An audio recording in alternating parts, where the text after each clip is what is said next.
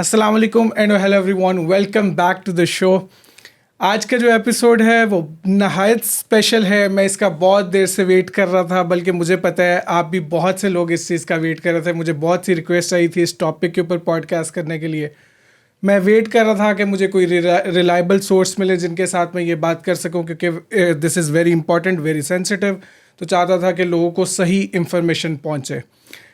हर बंदा आजकल के दौर में मूव करना चाहता है, स्पेशली यूएस हर कोई आना चाहता है। स्पेशली अगर मैं बात करूं पाकिस्तान से और इंडिया से, बहुत से लोग हैं जो मूव करना चाहते हैं, लेकिन वो चाहते हैं कि वो यहाँ लीगली मूव करें।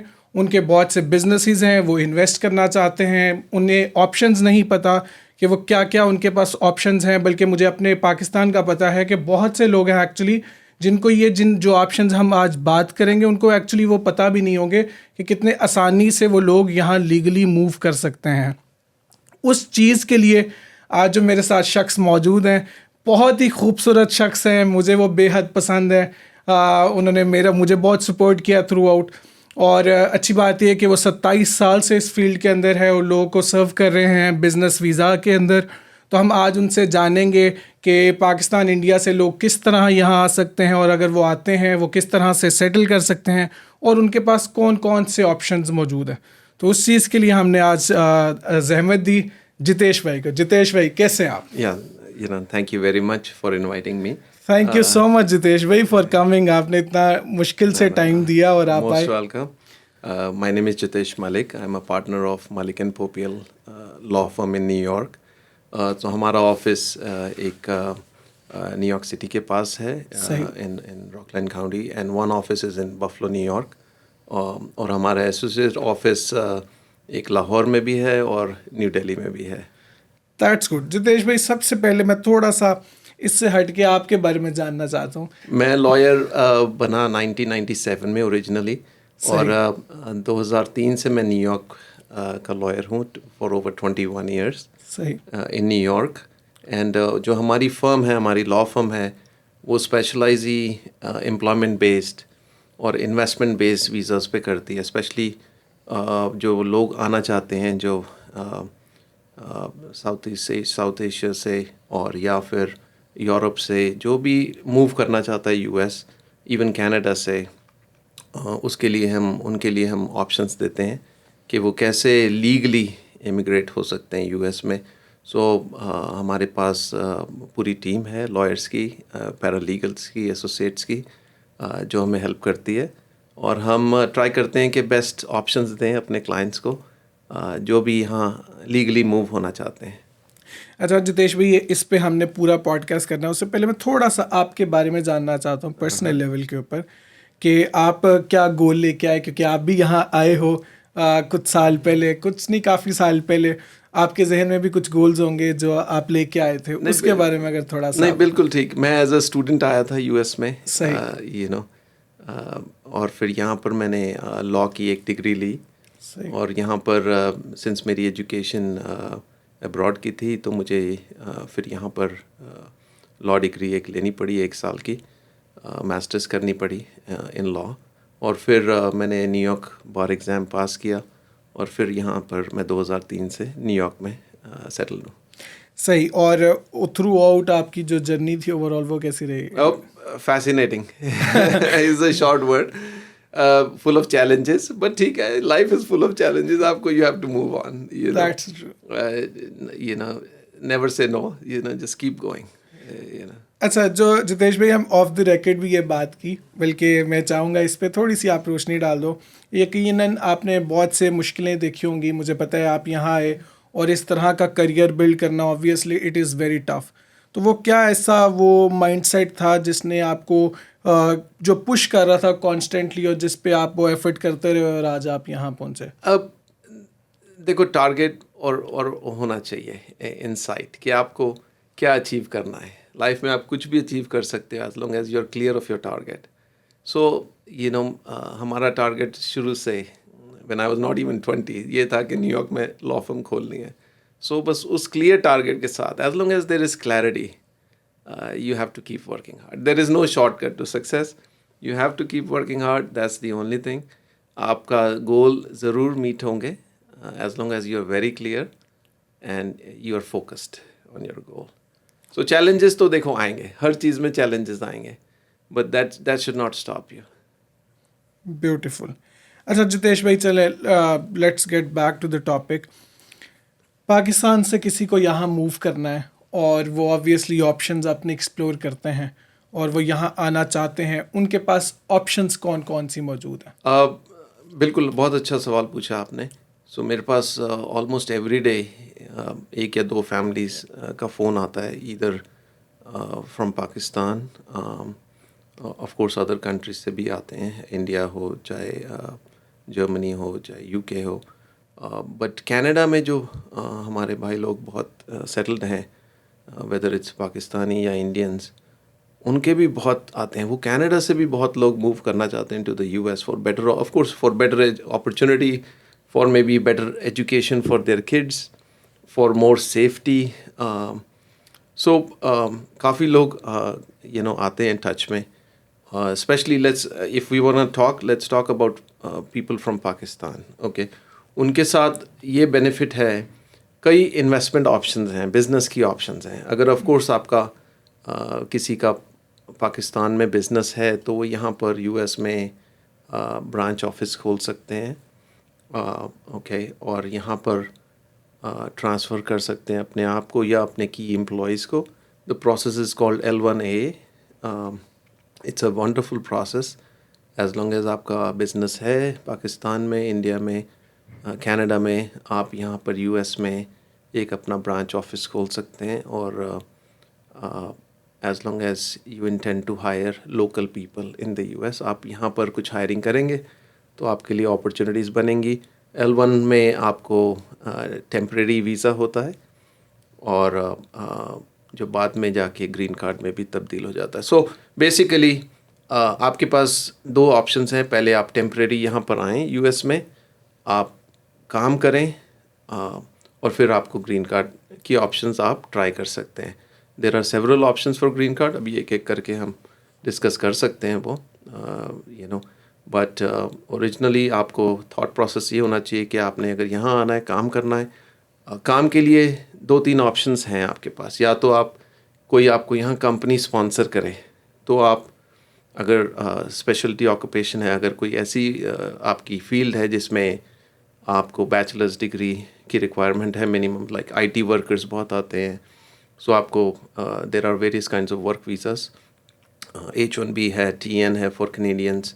अगर आपको एज अ इन्वेस्टर आना है, जो बहुत लोग ऑप्शन चूज़ करते हैं specially from Pakistan, not from India, because US का ट्रीटी है with 80 plus countries where they allow, they permit citizens of these 80 countries, 82 countries to come to the US and create a business for themselves and of course hire local people. So चाहे आप Canada से हो, चाहे आप पाकिस्तान से हो, चाहे another 80 countries से हो, डिपेंडिंग ऑन आप उन लिस्ट में हो कंट्रीज़ की, सो आप यहाँ पर आके E2 is a wonderful option. आप यहाँ पर आपको 5 साल का वीज़ा मिल सकता है। इसको सॉरी मैं आपकी बात काट रहा हूँ, मैं चाहता हूँ कि थोड़ी हम वन बाय वन, ताकि लोगों के लिए ज़्यादा आसानी हो, क्योंकि मुझे भी अब इन वीज़ाज़ का थोड़ा सा आइडिया है आपके थ्रू ही, तो मैं चाहता हूँ अलग से। अच्छा, मुझे L1 पे ही हम पहले रहते हैं, क्योंकि नॉर्मली मुझे पता है पाकिस्तान में बहुत से लोगों के जब वीज़ाज़ के जहन में आता है बिज़नेस वीज़ा, तो उनके जहनों में बहुत बड़ी इन्वेस्टमेंट आ जाती है, जिस वजह से लोग नहीं आते। L1 की अगर हम बात करें और उसके क्राइटेरिया के ऊपर बात करें, एलिजिबिलिटी के ऊपर बात करें, तो वो अगर आप उसको हाँ बिल्कुल, we can start with L1। So जैसे मैंने कहा, आपका अगर एग्जिस्टिंग कोई बिज़नेस है पाकिस्तान में या इंडिया में या कनाडा में या किसी और कंट्री में for that matter, you can, आप यहाँ पर एक ब्रांच ऑफिस खोल सकते हैं, और प्रोवाइडेड आप यहाँ पर लोकल लोगों को भी हायर करें in the next future, because it's an investment category, they expect you to invest. आप इन्वेस्ट भी करें यहाँ पर और अपने आप को तो एम्प्लॉय करें उस कंपनी के थ्रू, बट आपको और लोकल लोगों को भी हायर करना चाहिए। That's the idea behind it, कि आप यहाँ लोकल एम्प्लॉयमेंट बढ़ाओगे। The whole idea of investment is कि आप यहाँ आएँ, इन्वेस्ट करें और यहाँ लोकल लोगों को भी थोड़ा सा काम मिले। तभी इसीलिए जो यूएस का अनएम्प्लॉयमेंट रेट है it's very very low 3.5 3.7 depending on the month of the year but the whole idea is कि आप यहाँ आएँ इन्वेस्ट करें और लोगों को एम्प्लॉयमेंट दें तो आपको L1 वीज़ा 7 साल के लिए मिल सकता है और इन द मीन टाइम अगर आप L1A वीज़ा पे हैं सो आपको वो एलिजिबिलिटी मिलेगी EB1C में आप ग्रीन कार्ड भी फाइल कर सकते हैं सो to go further in L1A आप अगर सपोज़ करो आपकी एक कंपनी है पाकिस्तान में लेट्स टेक फॉर एग्जांपल या इंडिया में और आपके पास 15-20 लोग वहाँ काम कर रहे हैं we will have to get into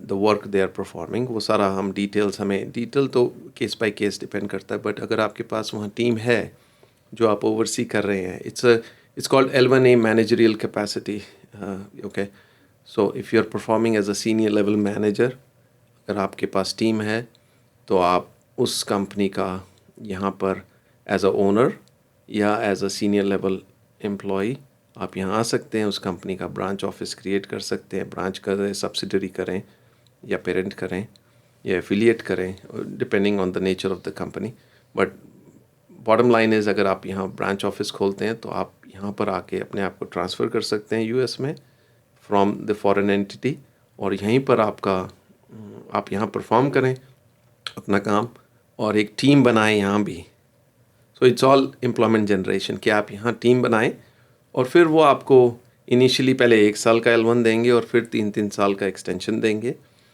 और इन द मीन टाइम आप ग्रीन कार्ड भी अप्लाई कर सकते so that's one of the fastest way of getting the green card उसमें इन्वेस्टमेंट ऑफ कोर्स कंपनी यहाँ आपको रजिस्टर करनी है क्रिएट करनी है जब यूएस कंपनी आप बनाएंगे उसमें हमारा ऑफिस हेल्प कर सकता है आपकी और एक बिजनेस प्लान चाहिए कंपनी को to create an understanding a clear understanding कि भी आपका बिजनेस क्या करेगा in the next 5 years it's very important to outline it in the business plan so it's जो भी इन्वेस्टर यहाँ आ रहे हैं उनके लिए बिजनेस प्लान बहुत ज़रूरी है हाँ अगर आप कोई एग्जिस्टिंग कंपनी ख़रीद रहे हैं यहाँ सपोज़ करो आपने पाकिस्तान में आपकी कोई कंपनी है और आप यहाँ कोई एग्जिस्टिंग कंपनी ख़रीदते हैं वो भी पॉसिबल है L1 में बट आपको उस कंपनी की वैल्यूएशन दिखानी पड़ेगी आप कितने में ख़रीद रहे हैं उसकी वैल्यू क्या है और फिर आपको बिजनेस प्लान बनाना पड़ेगा these 2 requirements are similar to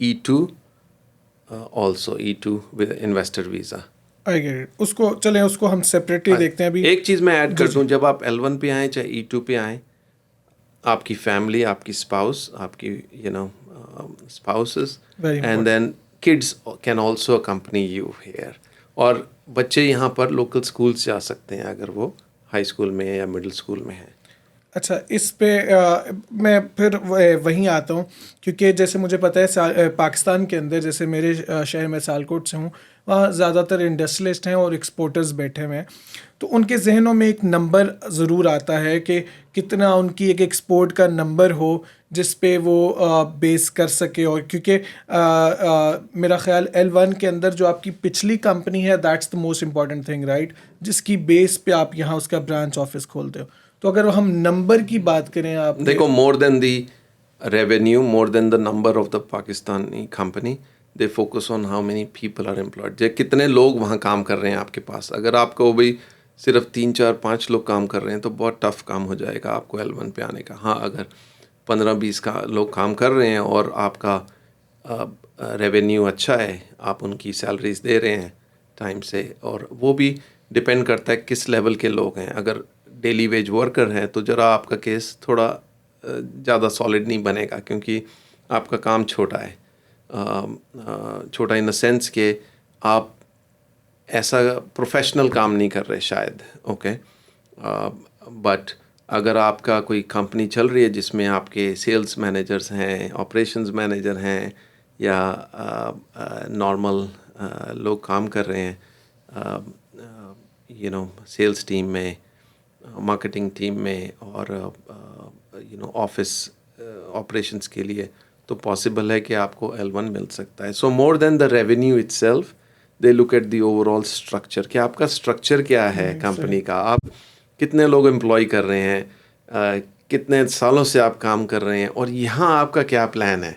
यहाँ भी अगर आप आके आप कहें भाई 2 साल में मेरे पास कोई एम्प्लॉय नहीं होगा, तो वो बड़ा मुश्किल, आपको 1 साल तो वो देंगे सेटल करने के लिए, इनिशियली वो आपको 1 साल देंगे कि आप आ जाएं, 0 एम्प्लॉय से काम चल जाएगा। बट 10 महीने में, 11 महीने में जब आपका वीज़ा ख़त्म होने वाला होगा, तब आपको दिखाना पड़ेगा भी अब आप अगले साल क्या करोगे, अगले साल कितने लोग हायर करने वाले हो।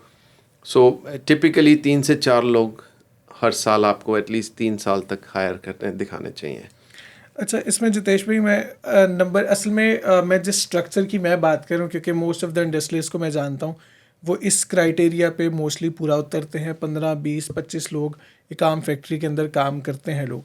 लेकिन स्टिल मैं नंबर इसलिए पूछ रहा हूँ कि लोगों के जहनों में क्लैरिटी आ जाए कि वो नंबर क्या हो जिसको वो एक टोटल ग्रॉस रेवेन्यू या हमारे केसेस अप्रूव हुए हैं, इवन 2 करोड़ रुपए में भी अप्रूव हुए हैं 2 करोड़ पाकिस्तानी हाँ रुपए, पाकिस्तानी में, जो कि बनते हैं कोई गालबन 80-90 हज़ार US$, राइट? हाँ उसमें बने, उसमें भी अप्रूव हुए हैं।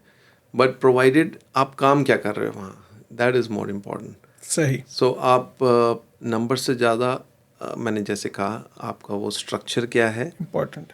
हाँ 2 से 3 करोड़ का आप डेफिनेटली ट्राई कर सकते हो।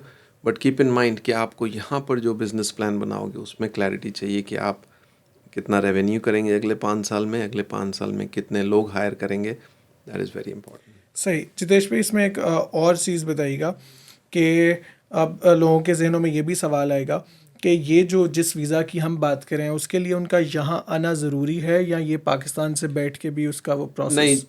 दोनों वीज़ाज़, ये L1 और E2, या भी थोड़ा सा बात करेंगे EB5 की भी, ये सारे वीज़ाज़ वहाँ यहाँ से फाइलिंग होगी, यहाँ से अप्रूवल आ जाएगा और आपको फिर हम अप्रूवल नोटिस जो है वो पाकिस्तान भेज देंगे। वहाँ पर आप लोकल US काउंसलेट जो भी होगा वहाँ पर अप्लाई करें वीज़ा, वहाँ वो आपको 5 साल का या 1 साल का वीज़ा दे देंगे depending on the visa category. मतलब इससे मुराद है कि वो वहाँ बैठ के आपको यहाँ apply आने की कर- ज़रूरत नहीं है।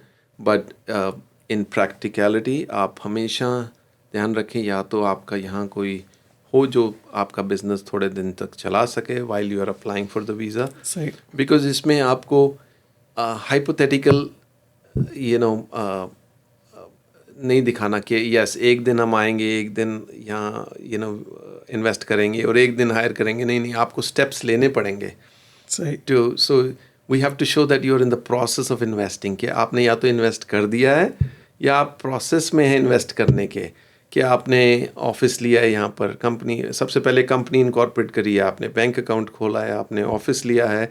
तो स्पेशली जो बिज़नेस वाले लोग हैं उनके लिए ये बेटर है कि अगर उनके पास अगर विज़िटर वीज़ा हो US का, तो वो पहले यहाँ विज़िट करें और अपने आप को फेमिलराइज करें कि क्या काम करना है, लोगों से बात करें और यहाँ फिर 1-2 की टीम बनाएं। फिर चाहे वो पाकिस्तान जाके जा सकते हैं, but at least as long as they cover the few basic things here, के कंपनी इनकॉर्पोरेशन है, बैंक अकाउंट है और ऑफिस कहाँ खोलना है, वो सारे 3-4-5 स्टेप्स कर लें।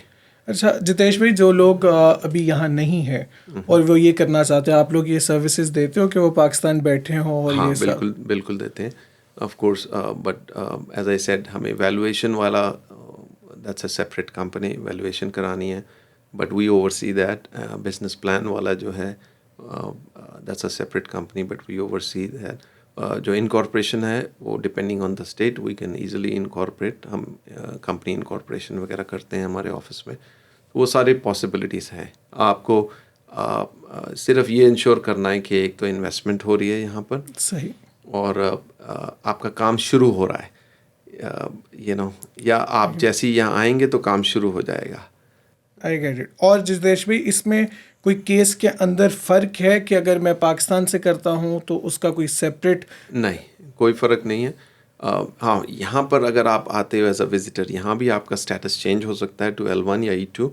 यहाँ थोड़ा फास्टर रहेगा, सही। वहाँ पर थोड़ा वेटिंग टाइम ज़्यादा है, 3-4 महीने का, depending on the rush at the consulate, क्योंकि काउंसलेट जा रहे हैं आप तो वहाँ थोड़ी लाइन लंबी है। यहाँ पर आप अगर there are 2 kinds of processes है, यहाँ पर अगर आप रेगुलर प्रोसेस में करेंगे कुछ भी तो 6 से 8 महीने लगेंगे, बट अगर आप गवर्नमेंट को एक प्रीमियम फीस देंगे तो आपका 15-20 दिन में डिसीजन हो विच सकता इज प्रीमियम फीस कितनी होगी? है। वो करीबन $2805 है आजकल। अगर आप एक्स्ट्रा देंगे तो आपका 15 दिन में डिसीजन आएगा, बजाय कि आप 6 महीने वेट करें। अमेजिंग। और इसके लिए आप बेसिकली आपकी सजेशन ये है कि ज़्यादा बेहतर है कि लोग विजिटर वीज़ाज़, क्योंकि इंडस्ट्रियलिस्ट के पास होते भी हैं, वो आएँ, मार्केट असेस करें, हाँ, अपने ये प्रोसेसेस खुद बिल्कुल करें। ठीक है। बहुत अच्छा है आपने क्वेश्चन किया। आगे मार्केट एसेस करें यहाँ पर कि आपको ऑफिस कहाँ रखना है। आपको फ्लोरिडा में रखना है कि कहाँ, कल को आपको अपनी फैमिली कहाँ सेटल करनी है। एग्जैक्टली। आप ऑफिस भी वहीं खोलेंगे ना। आप ऑफिस खोल लें कैलिफोर्निया में, आपको सेटल होना हो टेक्सास में तो फिर, सही। या न्यूयॉर्क में, तो फिर ऐसा नहीं होगा। I think it's much better कि आप पहले ही डिसाइड करें, स्पेशली अगर आपकी फैमिलीज हैं, ऑल द व्यूअर्स, आप पहले देखें कि आपको सेटल कहाँ होना है। अमेरिका बहुत बड़ा है, from Texas to California to New York to Seattle, Washington, और हर जगह का वेदर डिफरेंट है बहुत। Different है। आपको गर्मी चाहिए, आपको सर्दी चाहिए, आपको बर्फ़ चाहिए, आपको क्या पसंद है। आप हर जगह के चैलेंजेस अलग हैं। कई लोगों को एक्सट्रीम गर्मी नहीं पसंद, तो वो लास वेगस, एरिज़ोना क्यों जाएंगे। कई लोगों को ठंड नहीं पसंद, तो वो न्यूयॉर्क क्यों जाएंगे।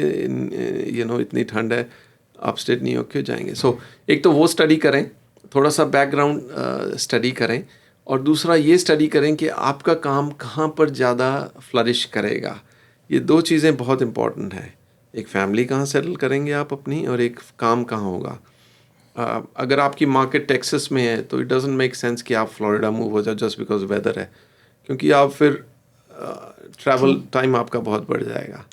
सो you have to be very clear कि आपको रहना कहाँ है और काम कहाँ करना है। अच्छा, तो जितेश भाई, L1 हमने काफ़ी हद तक कंप्लीट कर लिया। बाकी ऑब्वियसली आपके जहनों में कोई भी सवाल हो आप पूछिएगा। मैं डिटेल्स इनकी कंपनी की मैं आपको पॉडकास्ट के नीचे ज़रूर दूंगा। आप उनसे डायरेक्टली बात कर सकते हो, उनके साथ अपॉइंटमेंट बना सकते हो, और आप उनसे जूम कॉल, अगर आप पाकिस्तान में हैं, यहाँ आते हैं तो यहाँ भी उनसे मिल सकते हो। तो मैं सारी डिटेल्स वहाँ प्रोवाइड करूँगा, क्योंकि सारी चीज़ें इतने टाइम के अंदर सब कुछ कवर तो नहीं होगा। तो आपके जहनों में कुछ भी सवाल आता है तो आप उनसे पर्सनली कर पाओगे।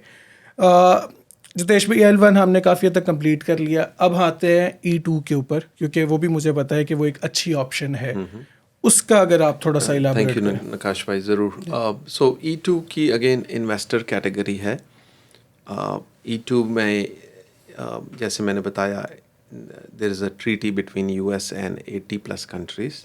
सो आप अगर सिटीज़न हैं in one of these countries, specially Pakistan, Canada, Turkey, और यूरोपियन कंट्रीज़ बहुत सारी हैं। सो अगर आप इनके सिटीज़न हैं तो आप एलिजिबल हैं E2 इन्वेस्टर वीज़ा के लिए। आपको 3-4 चीज़ें बहुत ज़रूरी हैं E2 इन्वेस्टमेंट वीज़ा के लिए। एक तो आपको अगेन बिज़नेस प्लान बनाना है। आपको बताना पड़ेगा इमिग्रेशन सर्विस को यहाँ पर कि आप यहाँ क्या करेंगे, ओके, और आप क्या क्या स्टेप्स ले रहे हैं ऑलरेडी बिफोर द फाइलिंग। सो आपको वो ये एक्सपेक्ट कर रहे हैं इमिग्रेशन सर्विस कि आप यहाँ आएंगे, आप इन्वेस्ट करेंगे substantial amount of money, okay, substantial. Now again talking about numbers, because आप you want to give थोड़ा सा थैंक यू elaborate नकाश भाई, ज़रूर। सो E2 की अगेन इन्वेस्टर कैटेगरी है। E2 में जैसे मैंने बताया, there is a treaty between US and 80+ countries. So आप अगर सिटीज़न हैं in one of these countries, specially Pakistan, Canada, Turkey, और यूरोपियन कंट्रीज़ बहुत सारी हैं। सो अगर आप इनके सिटीज़न हैं तो आप एलिजिबल हैं E2 इन्वेस्टर वीज़ा के लिए। आपको 3-4 चीज़ें बहुत ज़रूरी हैं E2 इन्वेस्टमेंट वीज़ा के लिए। एक तो आपको अगेन बिज़नेस प्लान बनाना है। आपको बताना पड़ेगा इमिग्रेशन सर्विस को यहाँ पर कि आप यहाँ क्या करेंगे, ओके, और आप क्या क्या स्टेप्स ले रहे हैं ऑलरेडी बिफोर द फाइलिंग। सो आपको वो ये एक्सपेक्ट कर रहे हैं इमिग्रेशन सर्विस कि आप यहाँ आएंगे, आप इन्वेस्ट करेंगे substantial amount of money, okay, substantial. Now again talking about numbers, because आप you want to give clarity to the viewers, and I understand that, but हमारे एक्सपीरियंस में $1,20,000 $120,000 से ज़्यादा अगर आप इन्वेस्ट कर रहे हैं US में, और वो that money has to be at risk, that means आप अगले 6 महीने में वो पैसा खर्च कर देंगे, ये नहीं कि आपका बैंक में पड़ा है. That will not count. Lot of people ask me this question कि भाई हम कुछ घर खरीद लेते हैं या ऑफिस खरीद लेते हैं, so will that count as an investment? The answer is no, it will not count, because आप एसेट खरीद रहे हैं, आप लाइबिलिटी नहीं क्रिएट कर रहे. They want the loss is an immigration service want you to create a liability कि आप वो पैसा खर्च कर रहे हैं. अब काफ़ी लोग ये कहते हैं कि हम अगर 5 लोग हायर करेंगे तो उनको सैलरीज देनी है, तो हम उसमें ही 1,20,000 खर्च कर दें, तो नहीं, वो नहीं होगा. वो सिर्फ फर्स्ट मंथ का आपका रेंट और सैलरीज काउंट करेंगे.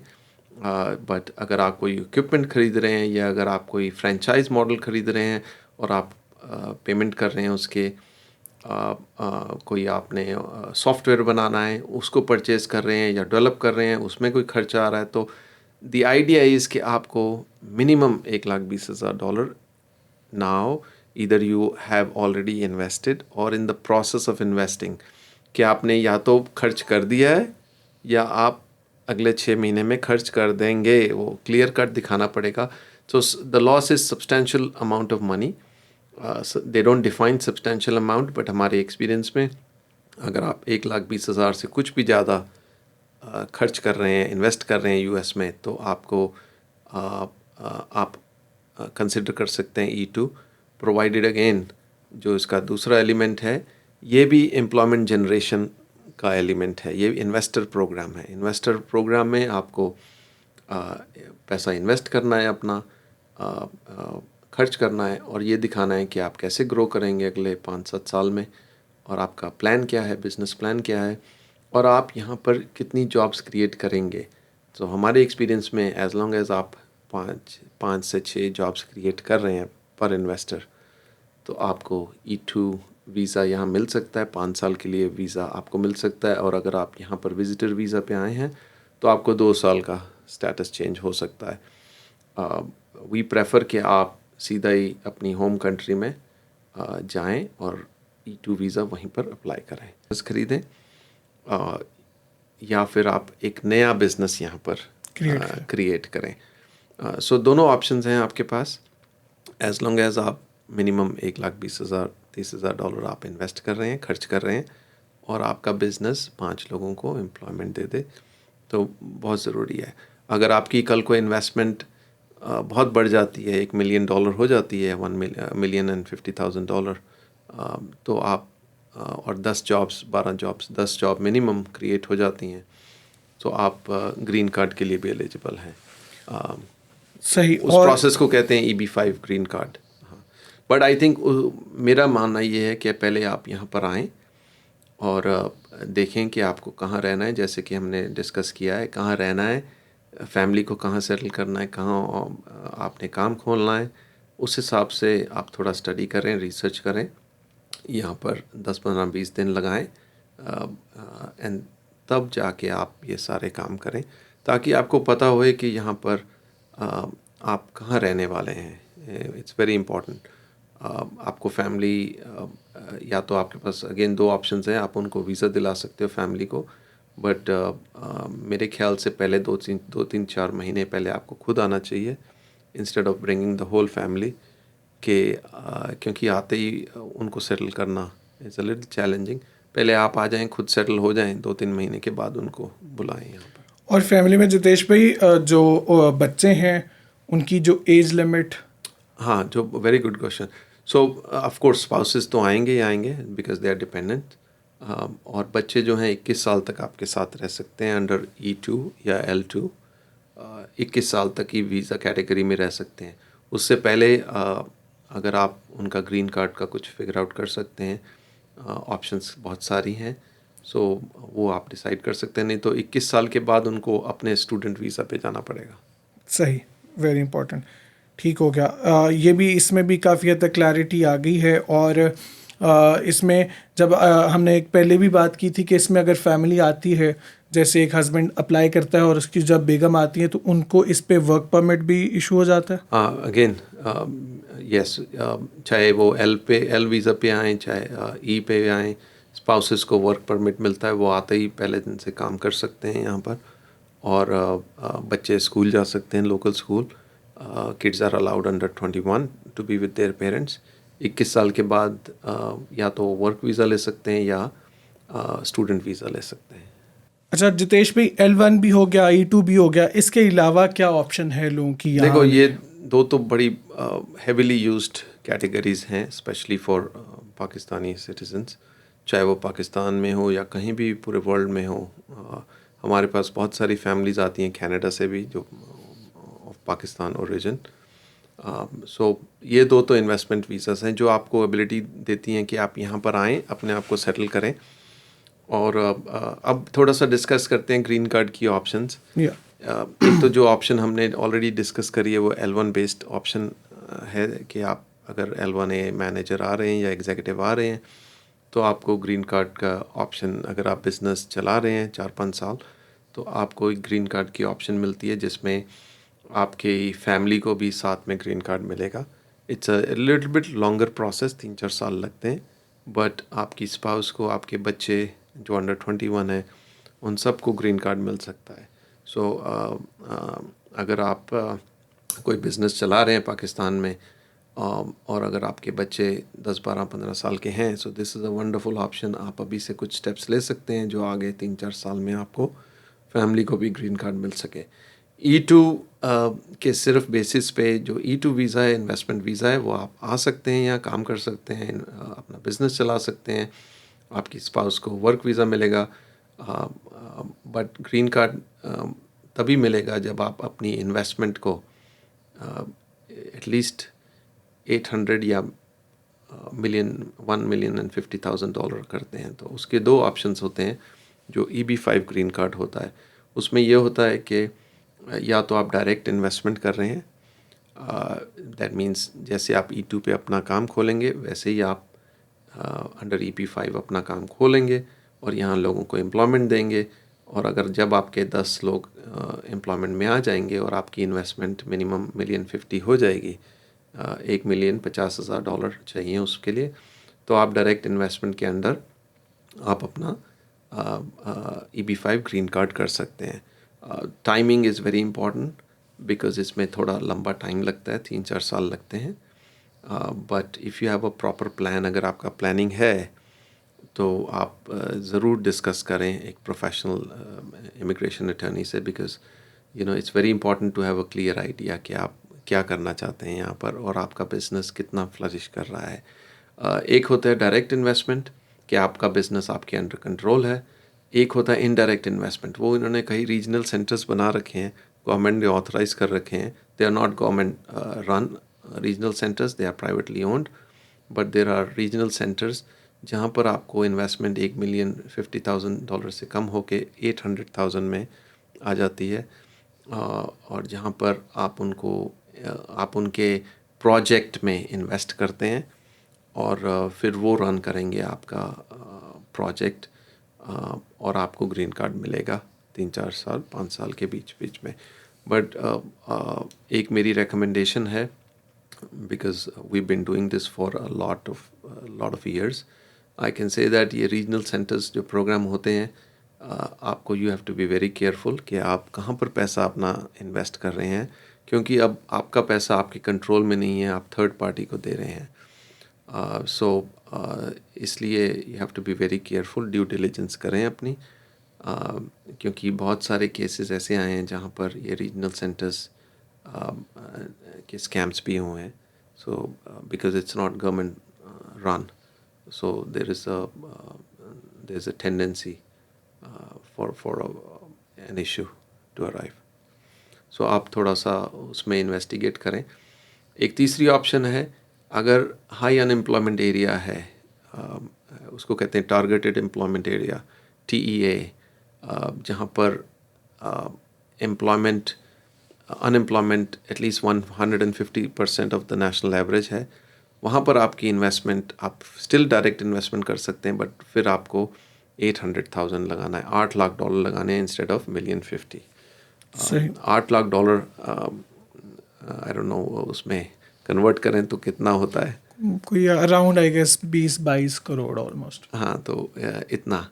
सो there are various options. I think आप पहले, मैं ऑलवेज ये सजेस्ट करता हूँ कि आप पहले E2 पे आएँ और अपना काम स्टार्ट करें, आपको क्लैरिटी मिलेगी, आपके एम्प्लॉयज़ बनेंगे और फिर आप 2-3 साल में जब वो काम थोड़ा बढ़ जाए तो आप EB5 की ऑप्शन करें। ले सकते हाँ, ले सकते हैं। I think that's a better approach than just sitting abroad and in Pakistan and doing the EB5. और उसमें जितेश भाई मुझे एक और चीज़ बताइएगा। मैं अक्सर सुनता था और कि अगर आपका रेवेन्यू $1 मिलियन, तो आप कह रहे हो इन्वेस्टमेंट, सो इन्वेस्टमेंट $1 मिलियन क्यों नहीं चाहिए, या अगर एक बिजनेस का सालाना रेवेन्यू मिलियन क्रॉस करता है नहीं तो नहीं वो नहीं नहीं एलिजिबल? नहीं नहीं, बिल्कुल नहीं। Revenue has no play.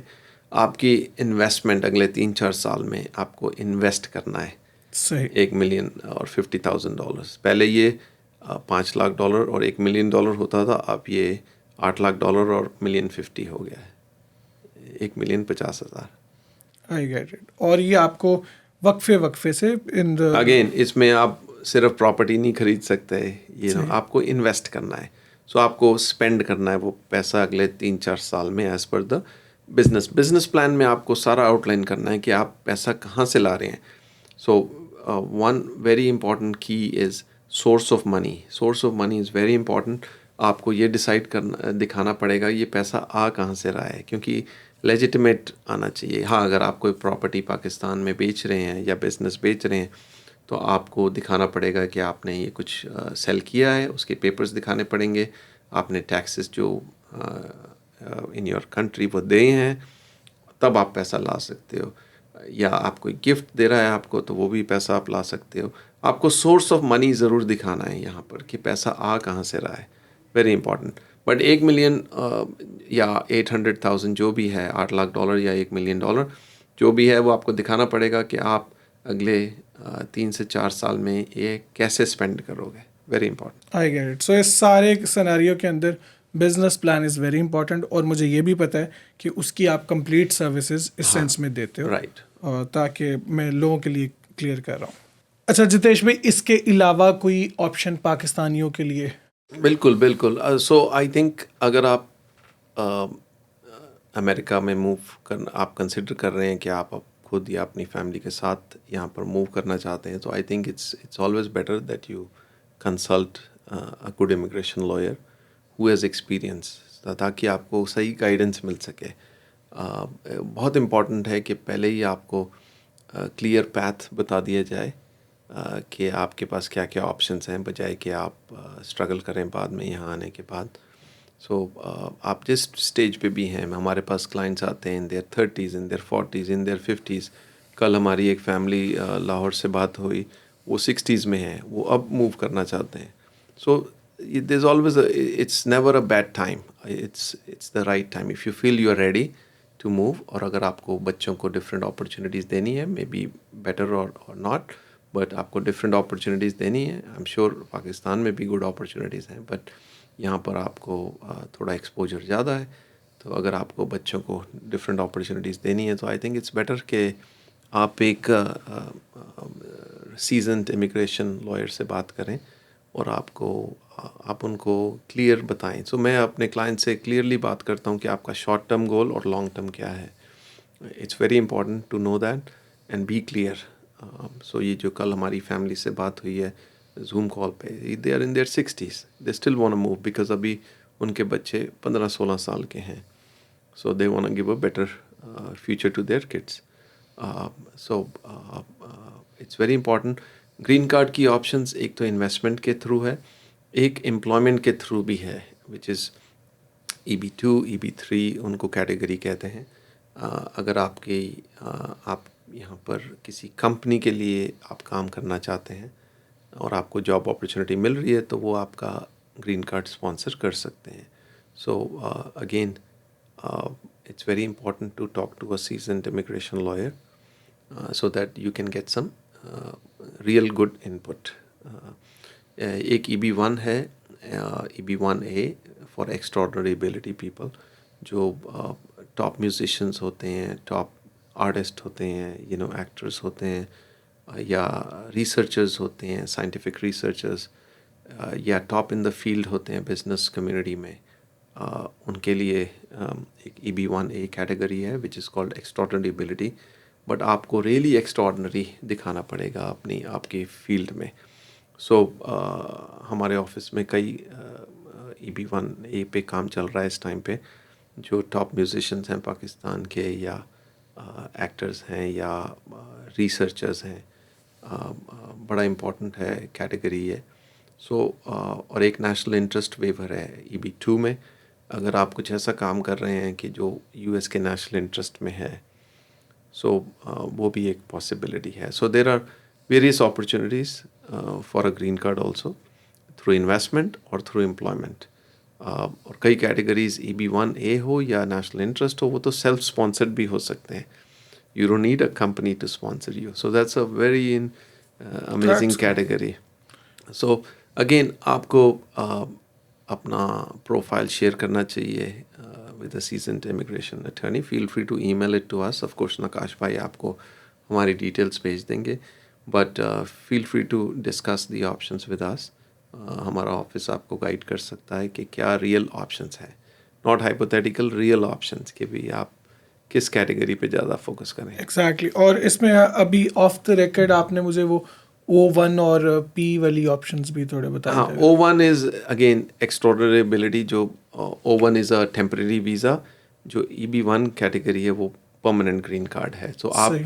अगर एक्स्ट्रॉर्डनरी हैं अपनी फील्ड में, चाहे वो सिंगिंग हो, म्यूज़िक हो, या बिजनेस हो, या साइंटिफिक रिसर्च हो, या आप साइंटिस्ट हैं, तो अगर आप एक्स्ट्रॉर्डनरी हैं, आपका प्रोफाइल इन द टॉप 5% है पाकिस्तान में, तो आप डेफिनेटली उसको ट्राई कर सकते हैं. O1 is a temporary visa. O1 में आप टेम्परेरीली यहाँ आ सकते हैं और फिर आके यहाँ ग्रीन कार्ड फाइल कर सकते हैं अंडर EB1 है. जो P वीज़ा है वो म्यूजिशियंस के लिए है. सही. सो हमारे पास काफ़ी लोग आते हैं जो ग्रुप्स, म्यूज़िक ग्रुप्स चला रहे हैं, चाहे वो कल्चरल कुछ यूनिक पर्सपेक्टिव दिखा रहे हैं. सो आपको म्यूजिशियन P3 वीज़ास होते हैं म्यूजिशियंस के लिए. सो वो बड़ा इम्पोर्टेंट है. वो भी आपको अवेलेबिलिटी है यहाँ पर. एक तो मैं आपको भी बताता चलूँ कि ये जो ऑप्शंस हैं, यकीनन आपके जहनों में बहुत से सवाल होंगे क्योंकि it is actually very complex और हर बंदे की सिचुएशन इज़ डिफरेंट. तो आप उनसे, मैं इनकी ईमेल वगैरह सारी डिटेल्स पॉडकास्ट के अंदर दूंगा. आप उनसे डायरेक्टली रब्ता कीजिएगा, अपॉइंटमेंट्स बुक कर सकते हो आप, ताकि आपको मैक्सिमम अपने केस से रिलेटेड इंफॉर्मेशन मिल सके. जितेश भाई, कुछ सवाल हैं मेरे पास, लोगों ने जो पूछे थे. बिफोर आप जी जी. ये करें, जो भी आपके थ्रू आएंगे, first initial 30 minutes of the consultation will be free. Thank you so much Jitesh भाई, ये हम आपके मशकूर हैं इस चीज़ के लिए. आप जो भी आते हो, ये कंसल्टेशन जो चार्जेस हैं जितने भी वो लेते थे तो उन्होंने वेव ऑफ कर दिए, जो कि thank you so much Jitesh भाई. जितेश भाई, मुझे एंड पे कुछ सवाल लेने हैं जो लोगों ने पूछे हैं. आप उसके जो शॉर्ट से जवाब, मैं सारे सवाल तो नहीं ले पाऊँगा लेकिन जितने मैं ले सकता हूँ मैं लूँगा. एक सवाल है जी, ये किसी इंडियन ने पूछा है और मेरे दोस्त भी हैं. What can we do to stay in the US after STEM OPT? Exhausted all H1B attempts. भाई, so thank you for the question. I think ये स्टूडेंट वीज़ा की बात हो रही है जनरल व्यूअर्स के लिए, जो यहाँ पर बच्चे पढ़ने आते हैं और विद द होप के भी कल को यहीं पर सेटल हो जाएंगे. तो वो बैचलर्स डिग्री या मास्टर्स डिग्री कंप्लीट करते हैं, और अगर उनका मास्टर्स डिग्री यहाँ स्टेम में है, स्टेम फील्ड में, which is science math field, तो आपको यहाँ पर ऑथराइजेशन मिलती है to work on EAD card. So अगर वो एग्जॉस्ट हो जाए, और जैसे इनका क्वेश्चन है कि H1B is a work visa, कि आपको यहाँ की कंपनी कोई स्पॉन्सर करेगी, his options are very limited to be honest with you. Specially अगर वो इंडिया से हैं तो ऑप्शंस बहुत लिमिटेड हैं. हाँ, पाकिस्तान से हैं तो we can talk about E2 visa which we just discussed, but India से ऑप्शंस बहुत कम हैं. unless he can find an employer, या तो ये अपना स्टूडेंट वीज़ा को एक्सटेंड करें और फिर ट्राई करें H1B वीज़ा के लिए, because H1B visa is a quota based visa category. So हर साल लॉटरी रन होती है by the immigration service. We can't go into detail, but और उसमें for 80-85,000 spots they more than 400-500,000 people apply, और last year तो 2 साल पहले तो 800,000 लोगों ने अप्लाई किया. सो It's a 10% selection rate per se, 9 to 10% selection rate. तो आई अंडरस्टैंड हिज पेन कि वो 2-3 साल से ट्राई कर रहे हैं, उनका नहीं आया लॉटरी में नंबर, बट उनकी ऑप्शंस थोड़ी लिमिटेड ही हैं. I wish him the best. या तो वो अपना स्टूडेंट वीज़ा एक्सटेंड करें, या वो वापस जा सकते हैं अपनी कंट्री, होम कंट्री, और requesting the employer to keep submitting the application every year. शायद 1-2 साल में उनका यहाँ पर लॉटरी में नंबर आ जाए, but I wish him the best. Thank you so much. एक और सवाल है जी, वैसे हमने आई गेस इस पे बात कर ली है. Settle legally if one is on visit visa asking for a friend, she is in married और एनीथिंग. सो अगेन ये जनरल क्वेश्चन है कि भाई वो यहाँ विजिटर वीज़ा पे आई हैं और कैसे सेटल हो जाएं. सो अगेन इट डिपेंड्स कि वो किस कंट्री में बॉर्न हुई और किस कंट्री की सिटीज़न हैं इस टाइम पे, because there are various options for all kinds of people. Specially जो हमने डिस्कस करा है, अगर वो पाकिस्तान से हैं तो E2 is an option, wonderful option. या अगर वो कैनेडियन हैं तो TN is a work option, E2 is an investment option. So it all depends कि वो क्या करना चाहते हैं यहाँ पर, उनका प्रोफाइल क्या है, वो किसी कंपनी के लिए काम करना चाहते हैं या अपना खुद का बिजनेस करना चाहते हैं. तो it's very important. So it requires a lot of specific information. I get it. और इस चीज़ के लिए वो हम बात कर चुके हैं, वो आपसे रब्ता कर सकते हैं. Can we come to the US on student visa for masters degree and then get a job there and settle down? Again ज़रूर आ सकते हैं आप स्टूडेंट वीज़ा पे और मास्टर्स कंप्लीट कर सकते हैं, बट अगर आपने फिर किसी कंपनी के लिए काम करना है तो आपकी ऑप्शंस लिमिटेड हैं. Again it depends on the citizenship of your country, कि आपकी किस कंट्री पे आप सिटीज़न हो. कैनेडियन हो, मैक्सिकन हो तो आप TN वीज़ा पे आ सकते हो, और अगर आप किसी और कंट्री से हो तो आप H1B वीज़ा ले सकते हो एम्प्लॉयमेंट के लिए. बट एज आई सेड वो लॉटरी बेस्ड होता है, कोटा बेस्ड होता है. सही. वही एक और पाकिस्तान से, easiest and confirmed route for settlement when kids are above 18. Again हमने डिस्कस करा है डिटेल में. अगर 18 क्रॉस कर रहे हैं या कर चुके हैं तो आप बहुत ज़रूरी है आप जितनी जल्दी E2 पे आ सकें या L1 पे आ सकें. दोनों ऑप्शन हमने फुल डिटेल में डिस्कस करी हैं. I think the earlier you come in the better it is, कि आप इवन दो टाइम बहुत कम है, क्योंकि 21 साल के बाद आपके बच्चे आपके डिपेंडेंट नहीं रहेंगे, but we can definitely certainly look at the options available. और जितेश भाई, ये सवाल तो नहीं है, छोटी सी बात है लेकिन इम्पॉर्टेंट है. असाइलम केसेस के ऊपर अगर आप कुछ शॉर्ट सा कुछ बता सकें. हमारी फर्म हम असाइलम करते For नहीं हैं, sure. But I just want to say कि अगर आपको फियर ऑफ परसिक्यूशन है अपनी होम कंट्री में, कि आपको वहाँ की गवर्नमेंट या सोशल ग्रुप्स कुछ तंग करते हैं और आपको अपनी लाइफ का थ्रेट है आपको, तो आप असाइलम सीख कर सकते हैं, आप जिस भी कंट्री के हैं. और it's a very long process, but अगर आपको लेजिटिमेट फियर है और या आपके अगेंस्ट कुछ अटेम्प्ट्स हुए हैं, it's a sad thing, but होते हैं बहुत सारे communities में होते हैं. So a lot of people come because they have a fear of persecution. उनको fear है कि उनको मार दिया जाएगा, तब आप ये asylum को avail कर सकते हो. But you still need a lot of documentation to establish. कि आपको documents से establish करना पड़ेगा कि आपको ऐसा क्या डर है अपनी country में. और प्लस जो असाइलम का जो प्रोसेस है, is it easy? No, it's not easy at all.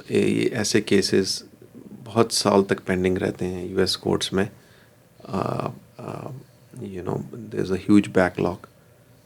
5-6-7 साल तो नॉर्मल है आजकल. But again it all depends कि आपके पास कितने डॉक्यूमेंटेशन है, एविडेंस क्या है आपके, कि आप कहो कि भाई मुझे कुछ डेथ थ्रेट है कुछ. So it's very important. These are very serious cases. तो आप again seasoned immigration lawyer से consult करें और figure out करें कि अगर आपको genuinely कुछ ऐसा डर है तो आप ज़रूर asylum ले सकते हैं. जितेश भाई, thank you so much for your time. और मुझे पता है कि बहुत ही इंफॉर्मेटिव सेशन रहा, बल्कि मुझे लगता है कि हमें इस पे शायद मज़ीद सेशंस करने पड़े, और मुझे लगता है एक इंडिया के लिए हम सेपरेट से एक सेशन करेंगे जिसमें हम सिर्फ उनकी बात करेंगे। आज हम नहीं कर पाए टाइम की वजह से, जिसमें हम सिर्फ उनके लिए ऑप्शंस को डिस्कस करेंगे। नहीं, most welcome any time. Still thank you so much for your I time. Hope आपके व्यूअर्स को कुछ क्लैरिटी मिली हो। नहीं, इंशाल्लाह। और उसके लिए बल्कि आपके जहनों में जितने भी सवाल हो आप ज़रूर पूछिएगा। मैं इनके सारे लिंक्स आपके साथ पॉडकास्ट के नीचे शेयर करूंगा। आपके जहनों में कुछ भी सवाल होता है आप ज़रूर पूछिएगा। प्लस उन्होंने हमारे पॉडकास्ट के थ्रू आप लोगों को कोई कंसल्टेशन चार्जेस भी पे नहीं करने फॉर 30 मिनट्स, तो आप उनके साथ कंसल्ट कर सकते हो। आपके जहनों में कुछ भी हो, और आपके क्योंकि केस टू केस ये चीज़ें वेरी करती हैं, तो आप उनके साथ पर्सनल लेवल पे डिस्कस कर सकते हो। अगर आप यूएस के अंदर हैं तो आप उनको फिजिकली मिल सकते हो। अगर आप पाकिस्तान के अंदर हैं तो ऑनलाइन जूम वगैरह पे उनकी ऑप्शंस मौजूद हैं। और स्टिल वही बात है, इंपॉर्टेंट ये है कि आप हर केस को डिस्कस करें पहले, कुछ भी करने से पहले, क्योंकि पैसा बहुत ज़्यादा इन्वॉल्व है, आपकी फैमिली इन्वॉल्व है, फिर आपके स्टेक हाई हैं। तो आप ज़रूर सबसे पहले आप मशवरा करें और फिर उस हिसाब से आप स्टेप्स लें, क्योंकि मुझे पता है इन ऑप्शंस का हम लोगों को पाकिस्तान में इतना ज़्यादा नहीं पता था। तो अब आपको इतनी ज़्यादा इन्फॉर्मेशन मिली, तो अब आप अपनी अकॉर्डिंग टू योर नीड्स आप उसको अप्लाई कर सकते हो। और उसके लिए जितेश भाई हमारे साथ मौजूद हैं। जितेश भाई, still thank you so much for coming. Most welcome. सिर्फ एक मैं आपके व्यूअर्स को बताना चाहूँगा कि बहुत सारे इमिग्रेशन कंसल्टेंट्स घूमते रहते हैं पूरे वर्ल्ड में, सो ज़रा उनसे बिवेयर रहें, क्योंकि उनको नॉलेज, लिमिटेड नॉलेज है और वो लॉयर्स नहीं है। तो आप बेटर है कि आप एक इमिग्रेशन सीजन्ड इमिग्रेशन लॉयर से बात करें जो आपको सही गाइड करेगा, not immigration so called immigration specialist जो बहुत सारे आसपास दिखने को मिलते हैं। सो जरा बी वेयर ऑफ दोस। और this is very important. Still Jitesh भाई, thank you so much. No, most welcome. Thank you very much. I hope thank you for watching guys. और जो भी सवाल हो पूछिएगा, और लाइक, सब्सक्राइब और शेयर ज़रूर कीजिएगा। Thank you guys. Thank you very much.